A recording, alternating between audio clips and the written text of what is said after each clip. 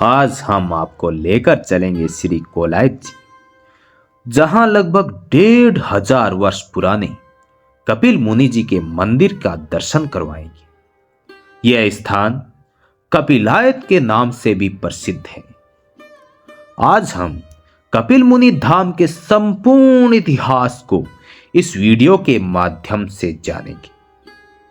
कोलायत बीकानेर से महज 50 किलोमीटर की दूरी पर स्थित है। श्री कोलायत जी बीकानेर से जैसलमेर जाने वाले राष्ट्रीय राजमार्ग पर टेजरी फांटा से प्रवेश करते हैं। यहां हर वर्ष हजारों की संख्या में लोग आते हैं और स्नान करते हैं। यहां पर बिंदु सरोवर नाम से एक बहुत बड़ा सरोवर है।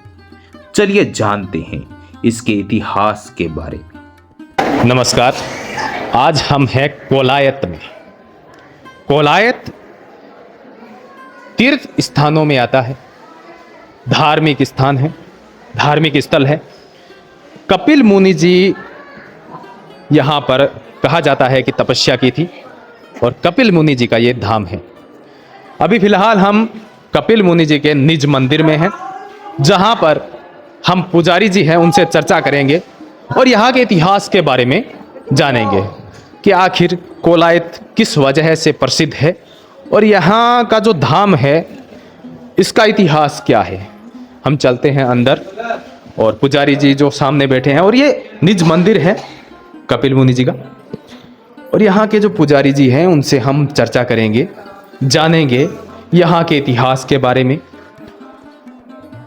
कि ये इस जो कोलायत है इसका बसाव कब हुआ, कितने वर्ष पुराना है, और यहाँ का मुख्य जो इतिहास है इसके बारे में चर्चा करेंगे। सबसे पहले प्रणाम करता हूँ आपको। खुश रहो। यहाँ के इतिहास के बारे में पुजारी जी हमें बताइए कि ये कोलायत है वो कितने वर्ष पुराना है और ये किस वजह से प्रसिद्ध हुआ है। देखो जी, ये भगवान कपिल मुनि की जन्म स्थान है, जो कि सतयुग में इन्होंने यहाँ पे अवतार लिया। विष्णु भगवान के 5वें अवतार, हम 24 अवतार मानते हैं, उनमें से 5वां अवतार भगवान कपिल मुनि का है। और इसी स्थान पे इन्होंने यहाँ जन्म लिया। इनकी माँ का नाम देवहूति और पिता का नाम कर्दम ऋषि है। और बाल्य अवस्था में इसी स्थान पे अपनी माँ को सांख्य में योग दर्शन का ज्ञान दिया था, जो कि सांख्य शास्त्र से प्रणेता है भगवान कपिल मुनि। और सांख्य शास्त्र का ज्ञान देने के पश्चात भगवान कपिल मुनि की माँ को, माता देवहूति को थोड़ा मोह हो गया और उन्होंने एक इच्छा प्रकट की कि मुझे सारे तीर्थ करवा के लाओ। तब कपिल मुनि की वो दुख प्रकट हुआ कि माँ तो अब क्षण भर की है, क्योंकि वो तो विष्णु के 5वें अवतार साक्षात विष्णु थे, तो उनको तो पता था भाई माँ तो क्षण भर की है, अब इनको सारे तीर्थ कहाँ से करवाऊँ। तब भगवान की दुख प्रकट हुआ और आंखों से आंसू बहने लगे। आंसू की बूंद जैसे ही धरती पे गिरी, धरती से पाताल गंगा और 4 धाम 68 तीर्थ इकट्ठा होके और माँ को स्नान कराया। उसके बाद माँ का मोक्ष हुआ। तभी से यह सरोवर बिंदु सरोवर नाम से प्रसिद्ध है जी। उसके बाद भगवान ने यहाँ से तपस्या करके फिर यहाँ पे जो मान्यता है कि यहाँ पे पिंड सराए जाते हैं, और जो दूर दराज से यात्री आते हैं उनको कार्तिक पूर्णिमा के दिन यहाँ पे मेला लगता है। तो पूर्णिमा को मेला क्यों लगता है? क्योंकि कार्तिक पूर्णिमा के दिन भगवान कपिल मुनि का जन्मदिन है, तो उस दिन सबसे भारी मेला यहाँ पे लगता है। और इसके पश्चात यहाँ से भगवान कपिल मुनि गंगा सागर प्रस्थान कर दिए। यहाँ पर कहा जाता है कि इसे गंगा जी ही मानते हैं, छोटी गंगा मानते हैं, ऐसा कुछ सुनने में आया। इसका क्या इतिहास है? तो गंगा इसलिए मानते हैं कि देवलोक से गंगा बहुत वर्ष बाद आई थी। सबसे पहले पाताल गंगा इसी स्थान पे आई थी। मैंने जैसे अभी आपको बताया कि माँ का मोक्ष हुआ, माँ को 4 धाम 68 तीर्थ का स्नान कराया यहीं पे, तो 4 धाम 68 तीर्थ में सबसे पहले पाताल गंगा यहाँ पे आई थी। और इसी स्थान पे सतयुग में सरस्वती नदी इसी स्थान से बहा करती थी। तो उसी सरस्वती नदी के किनारे बैठ के सारे ऋषि मुनि जितने भी थे सब तपस्या किया करते थे। तो ये सारे ऋषि मुनियों की सबसे बड़ी तपोभूमि है कोलायत। इसे तीर्थ स्थल माना जाता है या धाम माना जाता है? तीर्थ स्थल में आता है ये, सारे तीर्थों का गुरु है ये। हम 4 धाम 68 तीर्थ मानते हैं, 4 धाम 68 तीर्थों का गुरु है। राजस्थान के अंदर दो ही मुख्य तीर्थ स्थान है। एक तो है जो कि पुष्कर, जो ब्रह्मा जी का स्थान है, उसको बोलते हैं पुष्कर राज, वो सारे तीर्थों का राजा है और ये गुरु है जी। ये मैं देख रहा हूँ कि यहाँ पे अथाह जल भरा पड़ा है, बहुत बड़ा तालाब है ये। यहाँ पे जो पानी है वो क्या बारिश का पानी है? बिल्कुल जी, बरसात का ही पानी है और कोई झील वगैरह इसमें कुआं नाडी वो कुछ नहीं है, प्राकृतिक झील है ये और सारा बरसात का ही पानी है जी। ये सूखता नहीं है कभी? नहीं, कभी नहीं सूखता ये जी। और ये कितने साल पुराना होगा? ये जो वाकया आपने बताया लगभग कितने वर्ष पुराना होगा? ये देखो सतयुग की बात है, झील तो प्राकृतिक है, भगवान के समय की है झील, सतयुग से बनी है, आज तक वैसी देखी है। बाकी जो घाट वाट बने हैं वो बीकानेर बसने के बाद बने हैं। यहाँ पे मुख्यतः स्नान का क्या कारण है? यहाँ पे क्यों करने आते हैं स्नान? स्नान ये सारे तीर्थों का गुरु है और जो आदमी है, जो जनता है, जो सारे तीर्थ करके आती है, मतलब कहने में कहा जाता है कि सारे तीर्थ बार बार कोलायत या गंगा सागर एक बार, तो सारे तीर्थ कर लो आप, ये तीर्थ नहीं किया तो आपकी तीर्थ यात्रा सफल नहीं। मुख्यतः हर मंदिर में या तीर्थ स्थान पे हम जाते हैं तो कोई मुख्य होता है, जैसे किसी के औलाद के लिए या दुखों के लिए या सुख संपत्ति के लिए, तो यहाँ पे मुख्यतः किस वजह से लोग आते हैं? देखो मुख्य वजह यही है कि ज़्यादा तो लोग यहाँ पे आते हैं कि अपने पूर्वज होते हैं जो उनके जो मतलब अंतिम हो जाते हैं, मतलब उनका वो हो जाता है कि 100 स्वर्गवास हो जाता है। स्वर्गवास होने के पश्चात जो अस्थियां होती है वो तो ले जाते हैं हरिद्वार गंगा जी, और जो भस्मी होते हैं वहाँ वो यहाँ कोलायत लेके आते हैं। यहाँ पे मैं देख रहा हूँ तमाम जो साधु संत है यहाँ पे बैठे हैं। ये साधु संत हमेशा यहाँ पे बैठे रहते हैं या मेले के समय ही आते हैं? नहीं, साधु संत तो थोड़े यहाँ पे रहते हैं, बाकी मेला होता है तब भारी मात्रा में आ जाते हैं। यहाँ पे अलग अलग राज्यों से भी लोग आते हैं? बिल्कुल, पूरे भारत से आते हैं यहाँ पे, पूरे भारत से। पहले एकदम कम आते थे, अभी पूरे भारत में मतलब लगभग सारे भारत से यहाँ पे आते हैं। यहाँ की व्यवस्था कौन संभालता है? यहाँ का प्रशासनिक या फिर कोलायत का निजी कोई संगठन है? बिल्कुल, प्रशासन संभालता है यहाँ की। बिल्कुल। यहाँ पे हमने कोलायत के इतिहास के बारे में पूछा और जो मूर्तियाँ हैं उनके इतिहास के बारे में भी हम पूछेंगे। जो कि आप अंदर गर्भगृह में 3 प्रतिमाएं देख रहे हो, बीच में विष्णु स्वरूप में भगवान कपिल मुनि विराजमान है, और दाईं ओर है गुरु वशिष्ठ और बाईं ओर है गरुड़ जी।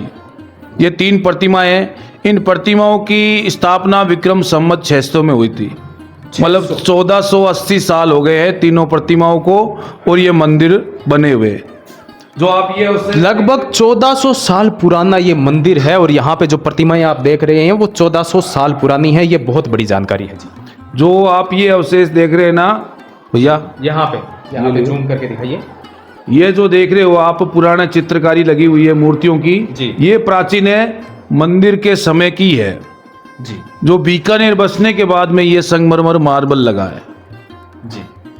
तो कि अब पूछ लो कि आप ये मंदिर कैसे बना और किसने बनाया, तो ये मंदिर विक्रम संवत 600 में गुजरात के राजा करण थे जो कि सिद्धपुर में, उनके कोई औलाद नहीं थी, निसंतान थे, और पूरे मतलब भारतवर्ष के समझ लो बड़े राजा थे। तो उस समय उनकी वृद्ध अवस्था में उनके पुत्र की प्राप्ति हुई। पुत्र की प्राप्ति होने के पश्चात पुत्र हुआ आंखों से अंधा। तो जैसे जैसे समय निकलता गया, बीतता गया, पुत्र बड़ा होता गया, 8-9 साल का हुआ, तो पुत्र ने एक इच्छा प्रकट की कि पिताश्री मैं भी अपने राज्य में घूम के आऊँगा। तो 2 मंत्रियों को पुत्र के साथ भेज दिया कि जाओ भाई से घुमा के लाओ, पूरे राज्य में घुमाना है। तो मंत्री लेके निकल गए पुत्र को, और पुत्र को पूरे राज्य में घुमाया। मतलब उस राजा करण के, अभी तो हमारे जैसे हर जिले में एक मंडी होती है, जय ठाकुर जी की, जय ठाकुर जी की। उस समय तो क्या है कि गुजरात में सबसे बड़ी मंडी थी। तो वो मंडी में क्या है कि जगह जगह से धान आया करता था, जैसे चावल, बाजरा, कणक, मोठ सारे बिकने आया करते थे। उस समय वो सबसे बड़ी धान मंडी गुजरात में सिद्धपुर की थी। तो इस साइड से सारे धान उस साइड बिकने जाते थे। और जैसे ही उस पुत्र ने, राजा कर्ण के पुत्र ने धान मंडी के अंदर प्रवेश किया और कभी बाजरे के अंदर, कभी मूंग के अंदर, कभी मोट के अंदर जैसे जैसे हाथ डाला, तो जैसे ही उसने मूंग के अंदर हाथ डाला तो जोर जोर से चिल्लाने लग गया, हंसने लग गया। तो सारे देखने लग गए कि ये तो अंधा था और पागल भी हो गया है। क्या वो कहा, अरे उसमें पागल नहीं हूँ मैं, जो भी कह रहा हूँ वो सत्य है। तो वो मंत्री थे, वो पकड़ के पुत्र को राजा जी के पास लेके गए और राजा जी को बोला कि भाई राजा जी, आपका पुत्र अंधा तो था, आज हंसने और चिल्लाने लग गया, पागलों की तरह बातें करने लग गया। तब उस पुत्र ने कहा, पिताश्री मैं जो भी कह रहा हूँ वो सत्य है। तो पिताश्री ने कहा, तेरे सत्य को विश्वास कैसे किया जाए? तो विश्वास करने के लिए उसने ये अमुक स्थान, राजस्थान में बीकानेर जिले के पास ये अमुक स्थान बताया कि उस स्थान पे भगवान कपिल मुनि का जन्म हुआ है और उसी स्थान पे कपिल मुनि भगवान ने अपनी माँ को ज्ञान दिया और उसी स्थान पे मैं पिछले जन्म में मृग था जी। तो मृग होने के कारण क्या है कि मैं वहाँ पे घूमता और ये मूंग वहाँ के खाता। आज भी इसी स्थान के मगरे के मूंग बहुत प्रसिद्ध हैं। सबसे मीठे और बड़े मूंग इसी स्थान में, इसी दिशा में पाए जाते हैं।